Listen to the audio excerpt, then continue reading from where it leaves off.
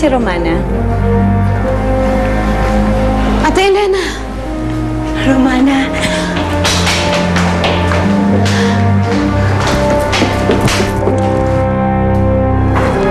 Mabuti na lang at ligtas ka.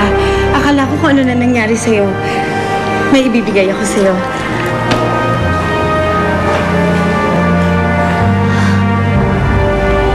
Ginawa ko yan sa Banahaw para sa'yo. Alam kong may pinsala na ang dati mong saglit. Baka panahon na para palitan.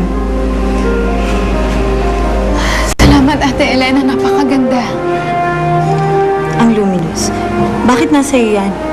Ano nangyari kay Romano?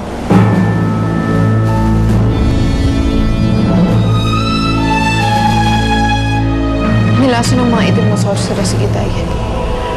Kaya pinagkatiwalan niyo muna sa akin ang pangangalaga ng luminous. Bago kumalat sa buong katawan niya ang laso, ginawa ko siyang bato. Para kapag nabawi mo na ang Illumina, makakagawa ka na ng paraan para gamutin siya. Yun sana ang plano ko. Kung ganun, hindi tayo dapat mag-aksaya ng panahon. Kailangan na natin kumilos. Ngayon nasa iyo na ang susi. Panahon na para bawiin ang Illumina sa mga itim na sorcerer. Sarina, Mika, tawagin ang lahat ng sorcerer. Oras na para makipagtuos tayo sa mga kalaban. Opo, Ate Elena. Hindi itong panahon para manghina ka. Naguguluhan na ako. Napapagod na ako, nagsasawa na ako. Kailan ba ito matatapos? Nasa sayo yan.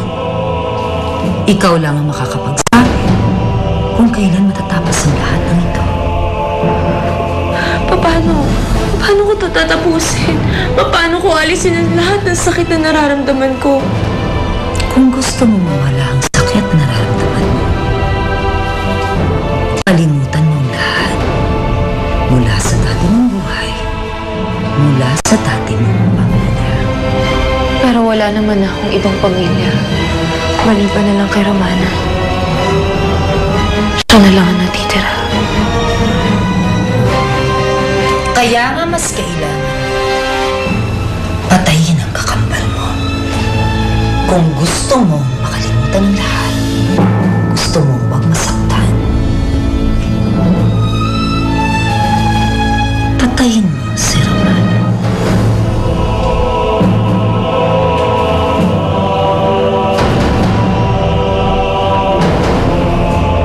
Kailangan kong patayin si Romana.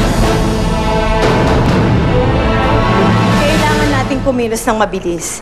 Isang bigla ang pagsalakay gaya ng ginawa natin noon. Yun lang ang tanging paraan para matalo natin ang mga itim na sorcerer. At mabawi ang Illumina. At ngayong hawak na ni Romana ang kapangyarihan ng Luminous, mas tiyak na ang panalo natin. Magandang plano. Nagkamali ang mga itim na sorcerer sa paglasong kay Romano. Hindi nila alam na lalo nilang gagalitin ng itinakda. Kaya na.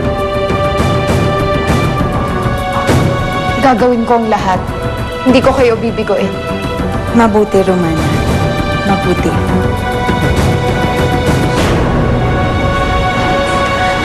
Romana. Nay! Hindi ko nga pala nabanggit sa inyo. Buhay ang aking inay. Hawak lang siya ng mga itim na sorcerer dati pero nakatakas siya. At ngayon, katulong na natin siya.